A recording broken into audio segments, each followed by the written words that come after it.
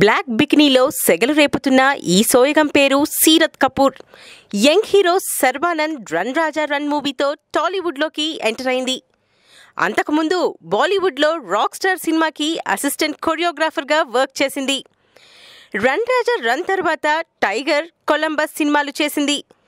తర్వాత పాప మొహం మొత్తేసిందేమో కానీ మనోళ్ళు ఆఫర్స్ ఇవ్వలేదు.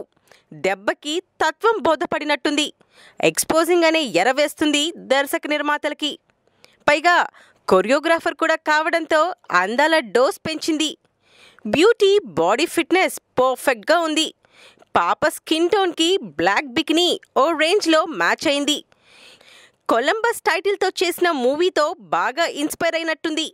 ఆ కొలంబస్ యుఎస్ని కనిపెడితే ఈ కొలంబస్ భామ సొగసులని నాజూకుగా ఎలా మెరిపించాలో కొత్త టెక్నిక్ కనిపెట్టినట్టుంది. ఈ రేంజ్లో విప్పి చూపిస్తుంటే మనోళ్ళు ఆఫర్స్ ఇచ్చేస్తారని ఆశపడుతుంది సీరత్. నికీషా పటేల్ ఈ పేరు ఎక్కడో విన్నట్టుందే అనిపిస్తుంది కానీ ఫిగర్ని చూస్తే టక్కున అరే పులిపిల్ల కదా అంటారు.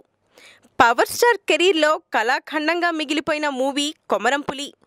అప్పటి పరిస్థితుల్ని బట్టి కొమరం కొట్టేసి పులి పేరుతో రిలీజ్ చేశారు. పవన్ పక్కన హీరోయిన్ అంటే ఏ హీరోయిన్ అయినా తన కెరీర్ టాప్ రేంజ్కి వెళ్ళిపోతుందని ఎగిరి గంతేస్తుంది.